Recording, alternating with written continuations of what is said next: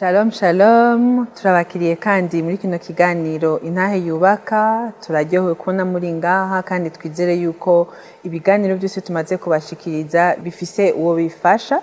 Turabizi yuko ijambo ry'Imana iyo risohotse ritabura uwo rifasha. Uno musi rero dufise umushitsi nkuko twama tubikorera igihe cyose, dufise umushitsi aza kutwiganirira intahe ivy'Imana yamucishijemo. Imbere yuko dutangura tumwakire, karibu mama Beni. Murakoze cyane, turaryohewe cyane kuba turi kumwe nawe, nanje n'umunezero kubana nawe.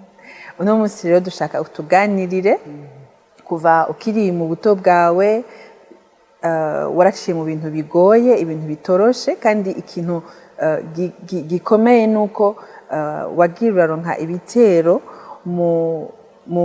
novyita mu mpano, mu kintu Imana yari yagushize ku mutima, arico kumenya kwiga, gukunda kwiga cyane. Mbega mutuganira, mbega ivyo bitero byari igitero kimeze gute, byagenze gute? Murakoze cyane Madame Nadege ku kibazo mumbajije. Igitero novuga ko nagize cyari igitero gihagaze ku mashure, kuko naratanguye nk'abandi bana ndiga, mugabo ngeze 6e ibihe ntivyagenze neza. Naravuye mu ishuri atari uko ndikijuju, mugabo kubera ko abari bariko baramfasha batabitahura ngira ngo canke bari bafite izindi ntumbero, ndava mu ishure. Ariko bintera umubabaro, bintera kumva umengo nta mpamvu yo kunkura mu ishuri. Ico gihe ndibuka ko nari umwana muto, mugabo Imana yarampaye iciyumviro c'ingene aho hantu ndahasohoka. Ndahava nja mu wundi muryango uranyakira, bansubiza mu ishure ndiga. Ngeze 9e naho nyene bihakwa kugorana, ariko muri uwo mwaka ndibuka ko ariho nahuye n'umwami Yesu, ampa agakiza, ndakizwa. Maze gukizwa, umutante yarandeze, ntivyamunezereye vraiment ko ntiyatahura ivy'agakiza, yumva umengo mu gukizwa ubwenge buragenda. Yaca yumva umengo uca witwararika ivyo gusenga ukibagira kwiga. Ariko ndibuka neza yuko je maze guhura n'umwami Yesu, numvise umengo ndonse ikindi kintu mu buzima kizompa kubaho bwa buzima nyene numva mu mutima wanje, kuko narakunda kwiga, mugabo nkumva hariho izindi barriere canke izindi blocage, ibindi biza kumbuza kubandanya, kubera ko sinariko nderwa n'umuvyeyi. Ariko ndatahura neza ko nibihe bitaba vyoroshe, ariko uri kumwe n'Imana nagiye mbona bigenda neza. Mwarashitse rero igihe nuko byama bigenda bigorana, ariko Imana yagirira biyereka kandi mwakira agakiza hakiri kare, mukiri bato cyane, bavuze mu mwaka w'9. Mbega ico gihe kumbure nk'abana b'aba jeune, abana bakiri bato bariko barabumva kwakira agakiza uri mu ngorane, kandi Imana ikakwiyereka muri ubwo buto bwawe. Mbega novuga nti byakunguye iki mu buto bwawe no mu ngorane wari kuracamo? Yego, rero maze kwakira agakiza numvise umengo uwo muvyeyi nakiriye, iyo Mana nakiriye noyifata nk'umuvyeyi, ko hari ijambo nakiriye muri jewe rivuga ngo Yesu niwe se w'imfuvyi. Narumvise ko uwo mwami agiye kumbera umuvyeyi, aho ntahora mbona umuvyeyi. Bica bimpa rero umutima wo kumugira confiance, kumushiramwo ivyizigiro byose, ataco nisigarije. Nkumva umengo umubabaro wanje no umupartage, umunezero wanje no umusangiza, ibimbakiye ibibazo mfise no bimusangiza, ku buryo yambereye inshuti canke umugenzi wa mbere hano ku isi. Ndibuka ko nabandanije kwiga, ngeze mu wa 2 mu universite hoho, kubera ko uwo muvyeyi umutante yarandeze ukuntu yabona ibintu by'agakiza. Ngeze mu universite byarashitse ndayoberwa, yaranze nk'umwana z'ubwenge, mugabo acaravuga ati cette fois c'est ivyo niyumvire birabaye, sinagutumye kuja kuyoberwa, ni vyiza ko uja gukora ukirihira amashuri. Mbega muri ico gihe akazi kari koroshe, wabifashe gute? wowe uwizeye Imana kuva wiga mu w'icenda urizera Imana ko kandi yagendera akuraho ibibazo buke buke. Mbega muri ico gihe warashoboye kuronka akazi, kwizera kwawe kwari guhagaze hehe? Kwizera kwanje kwari guhagaze ku Mana, ariko kandi ico gihe akazi ntikari koroshe, ko ndibuka ko akazi ibikorwa abantu baronka batahirije amashuri byari ibikorwa byo gukora mu bubare. Akabare nkumva umengo nanje umutima wanje ufatanye n'Imana, nkumva umengo birahushanye no kwizera kwanje. Kuja gukora mu kabare nserva ibiyeri amamusiteri, numva umengo birandengeye, numva umengo sinobifatanya n'ikiri ku mutima wanje, numva umengo biza gutuma ya Mana nizera idashimwa canke idahimbagwa. Bica bimpa rero umutima wo gusenga, numva umengo nogitwara ku mutima, ndagisengera. Ariko umunsi umwe ndibuka ko nari mvuye kukarondera ku kazi mbabaye ndushe, nca mpura n'umwongere wanje, arambaza ati kumeze gutyo wahuye n'iki, kumengo urarushe urababaye habaye iki?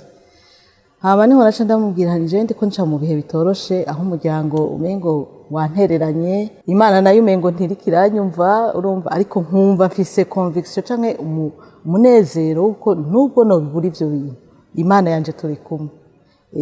Hanyuma uwo munsi rero nca ndamubwira nti mvuye kurondera akazi, mugabo naho mvuye kukarondera ndumva ko atari cyo umutima umbwira, ndumva umengo ivyo noja gukora ntibihwanye n'umutima wanje ico ushaka. Hama niho umwungere yaca ambaza ati none wewe Gabenine wumva ushaka iki? Uwo munsi ndibuka ko sinahiga imanzi, nasanze namubwiye nti nukuri kiri ku mutima wanje nuko numva ko nokwiga nkaheza, hama ivy'akazi nkazokarondera mu nyuma, kuko ivyo ndiko ndabamwe ndumva umengo ntibihwanye.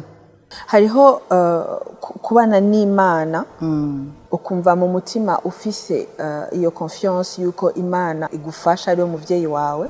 Mugabo twibuke yuko muri ico gihe mwari mukiri bato cane, kandi iruhande yanyu hariho abandi bana bafise ibintu vyinshi, bafise ivyo bashaka, bafise kumbure niyo minimum, ivyo bito twebwe tuba twumva yuko umwana ashobora kuronka babifise. Mbega wowe wari ubibayemwo gute, kumva yewe urafise Imana muri wewe ariko hari ibintu ukeneye kandi Imana ntiriko kwishura kumbure nko kukigezo uriko uravyiyumvira uri umu jeune uri mu adolescente? Wabibamwo gute? Jewe ikintu cagiye kimfasha ni ijambo ry'Imana. Ijambo ry'Imana nasomye, hari ijambo ry'Imana ryambwira yuko kwitwararika ubwami bw'Imana no kugororoka arico cambere Imana ishaka, ibisigaye bikaba inyongera. Narumva umengo uwo mwitwarariko kuja kurondera ivyo tuma niga amashure ariko ntariko mpimbara Imana muri ico gikorwa, numva umengo nobishira ku ruhande.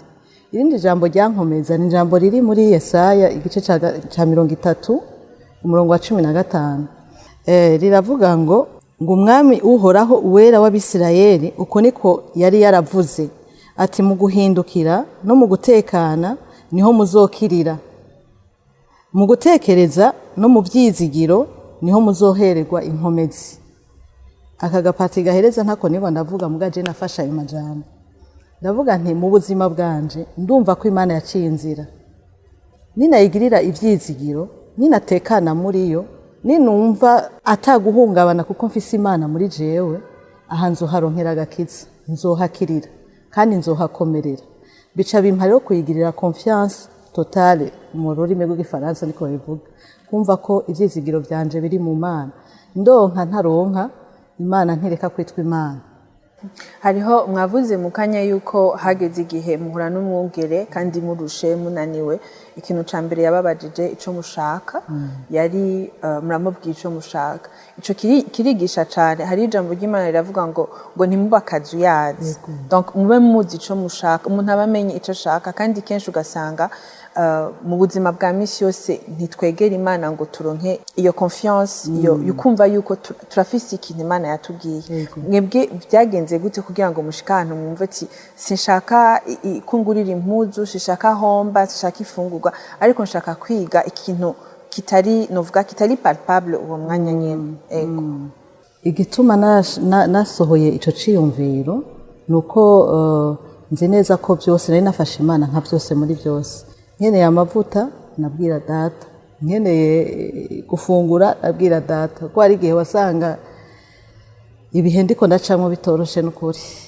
ndibuka ko nigeze no kubura prosada ariko kubera ko nari nafukansinze umutima wanje ku Mana Imana yaramfashije byose igendera bimwe rero umutima wabintera nuko nari nabonye ko isoko ryanje si mu bantu isoko ryanje si mu bantu narumvise ko Imana kujya kuntu ishobora kuba kuyifata nk'iri réel iragaragaza kubaho kwayo mu buzima bwacu muri duto na tunini rero nayifashe nka byose muri byose bica bimpa kuyigira confiance muri byose nico gituma ntatakaza intumbero rero umutima wo kwiga urumva ko nawukuranye byatumye uwo mwanya pasteur ambajije ati ushaka iki numva ko atakindi nshaka gukora nayo gushobora kuja gukora kandi nkaronka ayo mahera mugo umutima wanje ntwari kunezerwa ariko umutima wanje wanezererwa nuko passion canke icimana yashize mu mutima kuva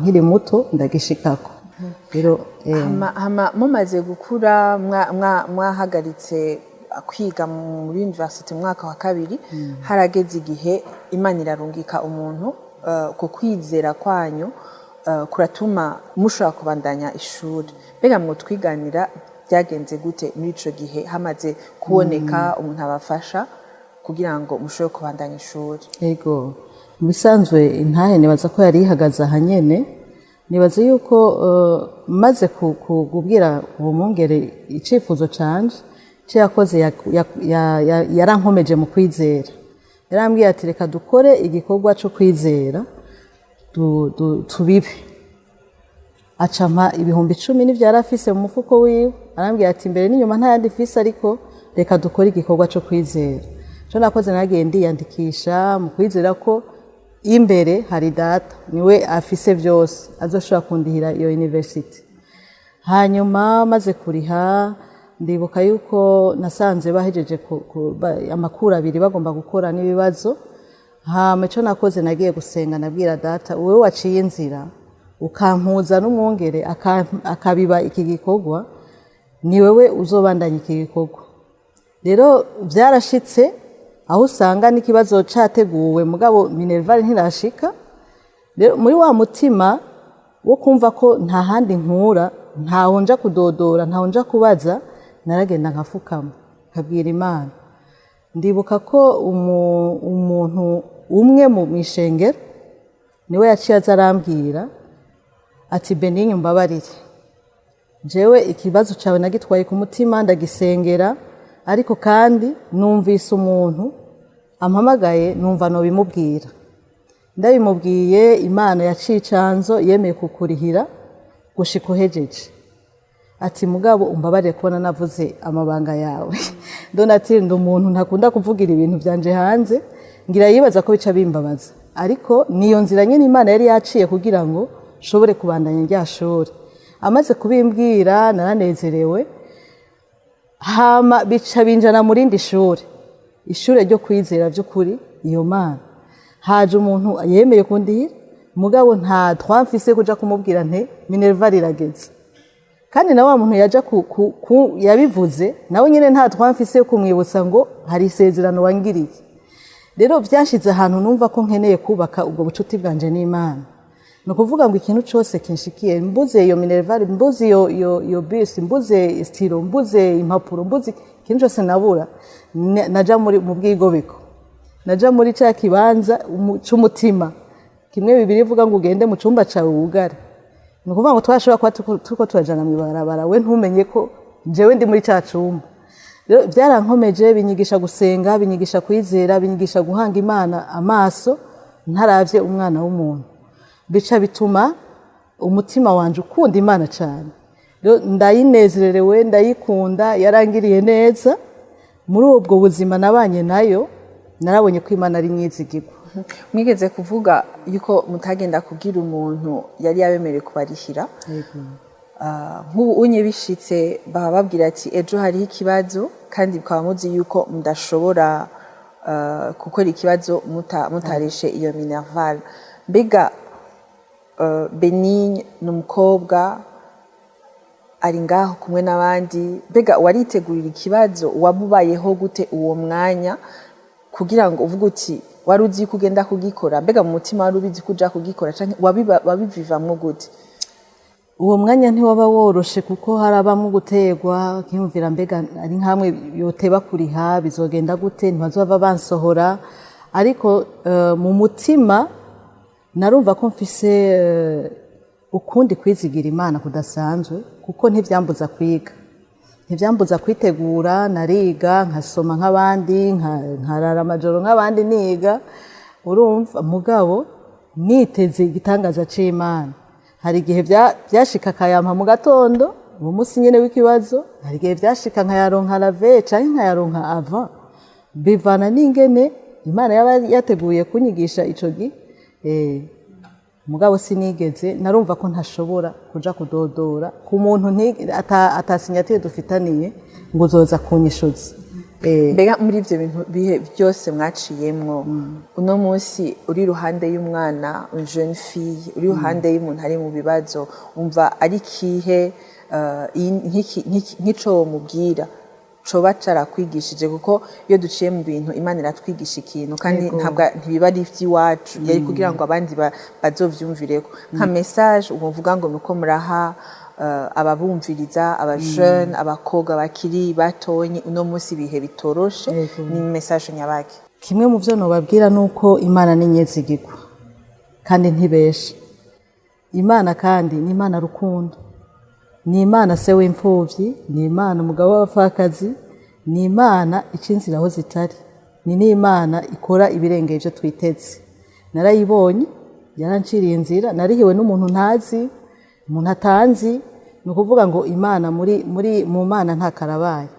Ico no musaba uwo muntu nuko aba uwizera Imana kandi akayitega, kuyishiramwo ivyizigiro vyawe uzobibona. Ni muri igitabo ca Zaburi igice ca 37 kuva ku murongo wa 4 kumanuka, barabitubwira neza. Nitwizigira Uhoraho Imana yacu, tukikoreza iyo Mana yacu ingendo zacu zose, izoduhijwe imitima yacu yipfuza. Murakoze cyane Mama Benigne ku iyo ntahe yanyu. Yego. Hama abandi muriko muratwumviriza, nizere ko muhagize ico mukuyemwo. Jewe ico numvise cyane no kugira une relation, kuganira n'Imana, imigenderanire n'Imana, kuko kenshi turagira abagenzi, turagira inshuti, ariko sibo bazodutorera inyishu, ni Imana idutorera inyishu. Murakoze cyane, Imana ibahezagire, nizere ko tuzosubira guhura mu kiganiro gikurikira. Shalom shalom.